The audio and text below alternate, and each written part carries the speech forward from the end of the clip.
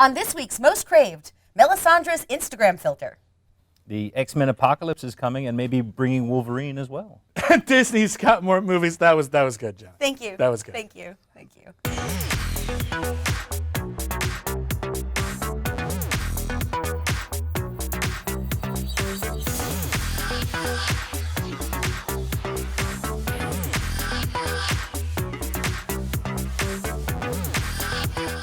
Hey guys, welcome to Most Craved. I'm Jenna Bush with Legion of Leia. I'm Silas Lesnick with ComingSoon.net. And I'm William Bibiani with Crave Online. Hey, we are here with Most Craved. Okay, so let's start off with Game of Thrones. Needless to say, this will be a spoiler for episode 1 of season 6. So if you haven't seen it yet, you skip ahead a couple of minutes and see all the other amazing stuff we're going to talk about. Okay, here goes spoilers.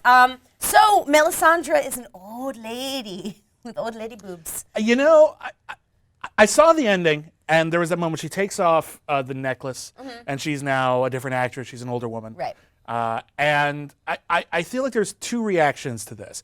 One was sort of, you know, like, oldly people are weird, which struck me as a little rude. Like, oh, what if Stannis found out? I'm like, well, he's dead, so who cares? It's not going to be a problem.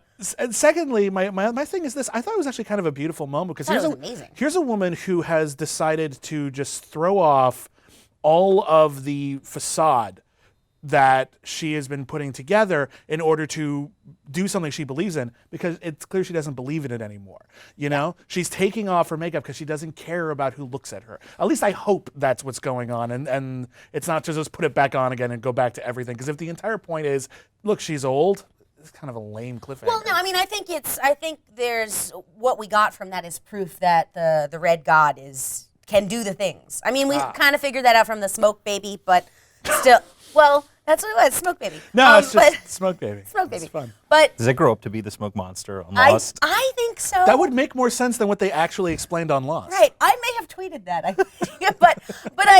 think it was fascinating because, you know, when she starts disrobing, you can just see in her face this isn't going to be another one of those weird things, but I did not see this coming at all. And having read the books, yes, I'm one of those people that sits on the couch going, I can't tell you anything, oh my God. It was really nice to be shocked like that. It was really, really cool. And welcome to our world. Thank you. But it wasn't the necklace. Well, I mean, it sort of was because she's had the necklace off before. She had it off when she was in the tub in the scene with Selyse. But she says things like, true believers don't need tricks. So Selyse could have actually seen her as an old woman. You never know. Like, that could be why she's like, yeah, it doesn't really matter so much that she's screwing my husband. Because he's having sex with an old lady, so there's that. But I thought, like, it was also very interesting the way we're starting to see Sansa change. And I'm not gonna lie, I cried when Brienne took the oath in front of Sansa. Oh, finally, right? How long have you been waiting for that? Oh, it's so great. There was at least, I feel like there were 2 Monty Python references in this episode. I can't remember what the other one was, but the first one was when they're about to kill Theon. Yeah. And then it's just, you see Brienne like galloping towards him, and then it just cuts to the guy looking, and then you see her galloping towards him again, and he's like, "It's a woman slash." It's just like when Lancelot. It's just like, ha ha. Well, it was a weirdly funny episode because we have the whole Tyrion making the woman think he wants to eat her baby, and then the weird Laurel and Hardy thing with the Dothraki. Like it's the 5th best thing, the naked lady. Like, yeah. what? Yay. Yeah, that was the other Monty Python reference. It was like, the 4 weapons are fear, surprise, ruthless efficiency, and a noble's fanatical devotion to the Pope. Well, I just have to say, to wrap this up, more happened in this episode than all of season 5, and that's good. I'm still stuck. It's hard for me to watch the episodes, just because coming to the series, I was able to watch entire seasons at a time. It's really infuriating to get to the end of like a 50-minute episode and be like, that's it? Like, I know.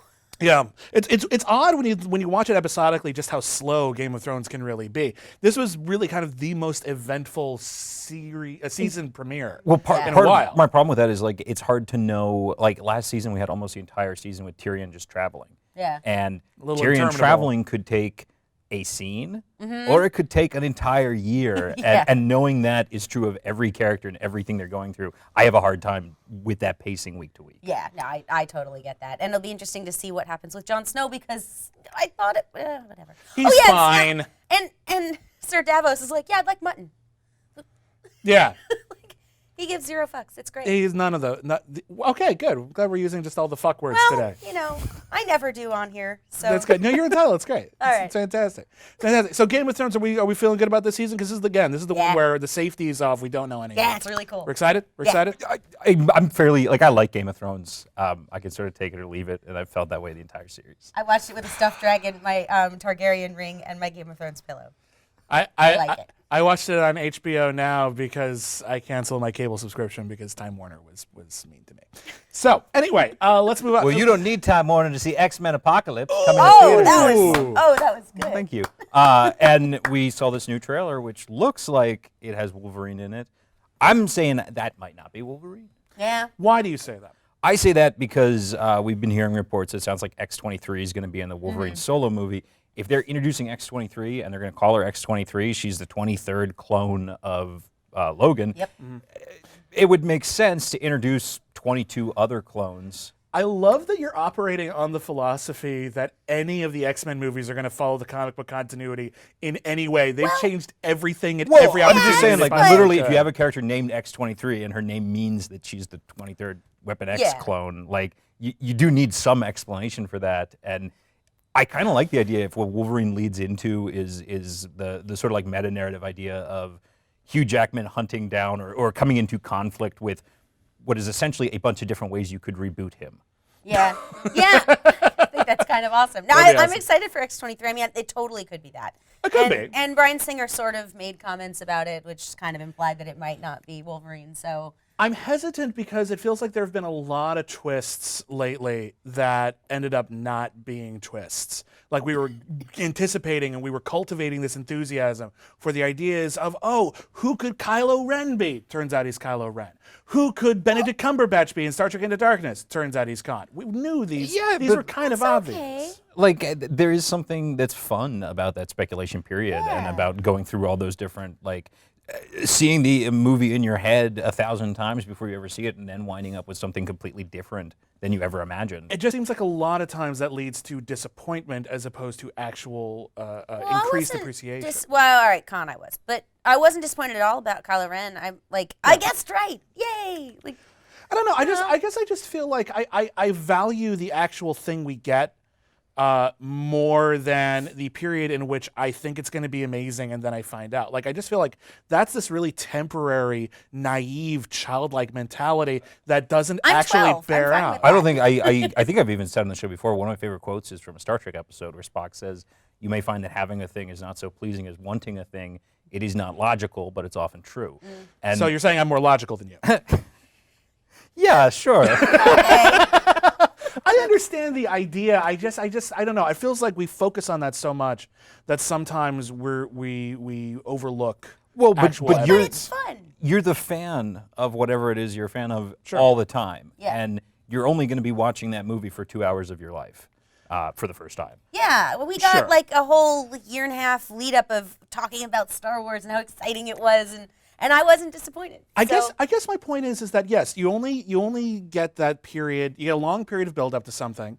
Then you only get that like 2 hours or so when you watch it, and then for the rest of your life, it is something that is in the past. And why do we value that less a lot of the times? Why do we have to preserve? I don't think we do. This whole There's plenty of movies where I thought they were going to go different ways, and there's versions of movies that came out.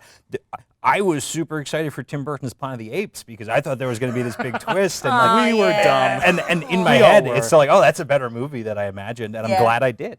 Yeah. Oh, really? So you actually liked Tim Burton's movie better than you thought you would? No, I like the one that I imagined before I saw. I want to see the one that you imagined. Yeah, I like the movie more than most people. But anyway, there's a Disney thing. Speaking of anticipation, there's all these Disney movies that have been announced or clarified. We got the Jungle Book 2 is coming out. Maleficent 2 has been confirmed.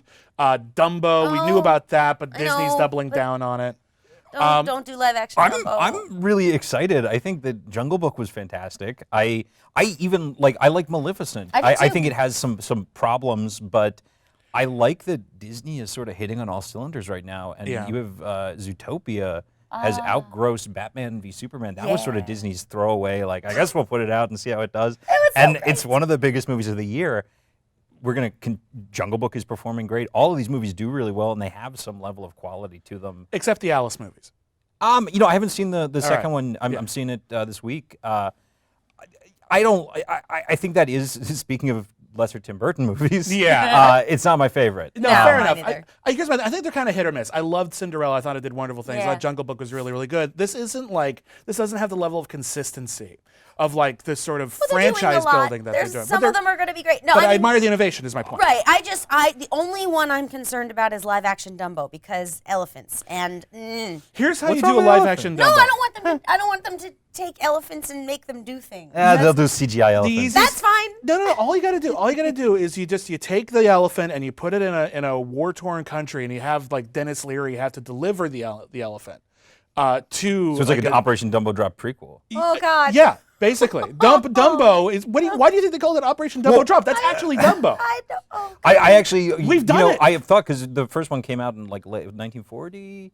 Bring Dumbo into World War II. Have him like flying over England with Wonder Woman. He's got like the goggles on and everything. It'd be totally and the awesome. DC bombshells. One of the things I like about Disney's approach is it's not. Sometimes it is. It's not always take the animated film and make a live action version. Yes. And with Maleficent, we saw Sleeping Beauty, but from the villain's perspective. And Oz was a prequel. Alice was a sequel. Yeah. I like the idea of sort of mixing it up. I admire what they're trying to do creatively. I think they haven't. If there's a formula, I don't think they've quite found it yet, but I think they're getting closer. All I really want, we've got these live action Maleficent, live action Alice in Wonderland, live action Jungle Book. It's all got to build up to Kingdom Hearts, right? Well, I mean, some sort of crossover. Honestly, Maleficent is a great character as a villain to blend properties together. Oh yeah, absolutely. But she's not a villain though. What's that? Well, she's not a villain though. It depends. At the end of the movie, she's not a villain. We have the Reese Witherspoon Tinkerbell coming up. I could totally see Tinkerbell and Maleficent coming into conflict. That'd be awesome. I would watch that. I would totally watch that movie. There you go. Alice coming in, lopping all their heads off because she's a warrior. And all right, I totally want Kingdom Hearts now. Right? I really do. How do you not do this? Get seriously. Like, it'd be the coolest thing ever. I would actually, like, even the bad ones would be like, yeah, but they're just going to mix and merge and we're just going to jump around from world to world and introduce new ones. They just enter stop motion land for Nightmare Before Christmas. All of a sudden, everyone's stop motion animated. Maleficent stop motion animated. Bunch of people. You could have, because also Emma Stone, Cruella, she could come to the Jungle Book and try to like capture these animals to make into clothes. Done. No elephants. And you actually asked Jon Favreau about the possibility of a tailspin movie. He said if Bill Murray's down, we might be getting it. So yeah, I think he was joking, but let's just enjoy the idea for a moment. It's on you, Bill Murray, and as we all know, you love coming back for more franchise installments. And he loves watching Most Craved. So, of course he does. Bill, come on the show, and tweet us at Most Craved, Bill. Tweet us at Most Craved. See you next week.